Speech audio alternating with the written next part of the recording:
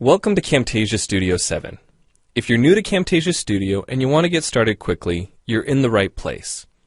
We encourage you to watch this 5-minute video to learn the basics of using the editor, including how to navigate the timeline, make some basic edits, and add special effects. The preview window is where you see the video during playback. The playback controls are located under the preview window. In fact, the video you're watching in the preview window is a sample project playing directly from the timeline you see below. After you watch this video, we hope you take some time to practice what you've learned using the content on the timeline. So let's start with the timeline. This is where you assemble and edit your videos. At the top of the timeline, tick marks represent time in terms of minutes and seconds. When building a video, you'll work in a horizontal manner, beginning from the left and moving sequentially through time towards the right. To make precise cuts and selection, use the zoom slider to magnify the view of the timeline. And when adding elements to your video, such as a call-out or audio clips, these are placed on different tracks. Tracks are created automatically, when you need them, when elements are added to the timeline. So depending on your video, you may be working with several tracks at one time. To change the position of an element on the timeline, just drag it. To change the length of an element, drag the edges in either direction. An important part of the timeline is the playhead. The playhead moves the timeline and indicates the current frame displayed in the preview window. To view your video, click play in the preview window. Notice how the video and the timeline's playhead stay in sync?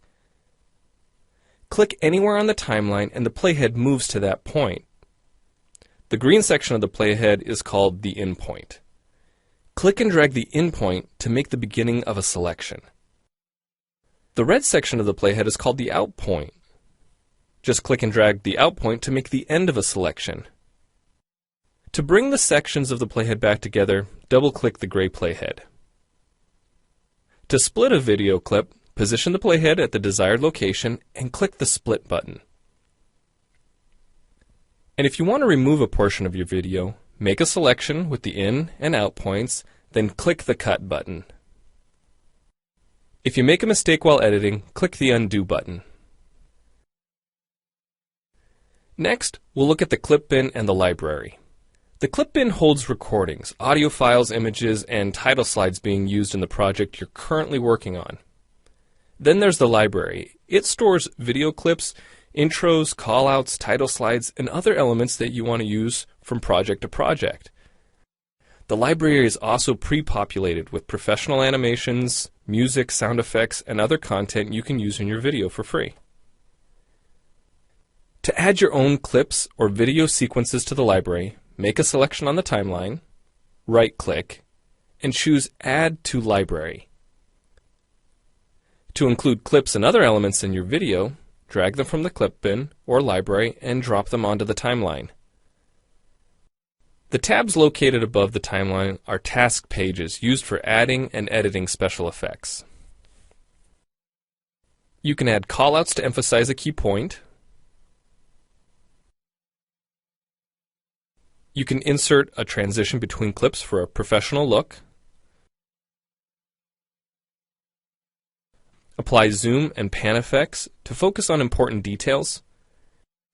And draw attention to the cursor by changing the color, size, and more. If you double-click an element on a track, the playhead moves to the beginning of that element, and its task page opens, allowing you to make edits to that element. So we've shown you a few ways you can navigate and edit your video, but how do you get content into your video? Well, to make a new screen recording, click the Record Screen button. If you already have an audio or video recording to use, click the Import Media button.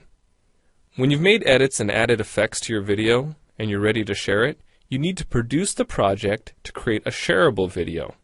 Click the Produce and Share button, step through the wizard, and Camtasia Studio creates a viewer-friendly, shareable MP4 file.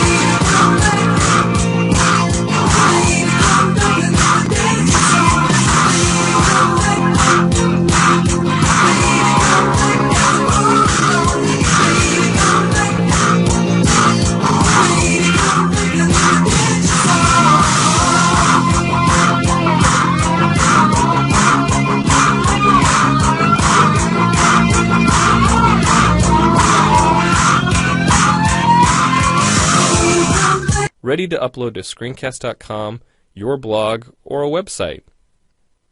Well, it's time for you to try Camtasia Studio out for yourself using the content on the timeline.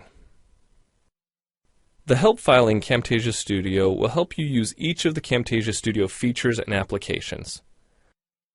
The Learning Center on TechSmith.com has in-depth video tutorials and other sample projects to download and practice with. So we hope you enjoy Camtasia Studio. And happy screencasting!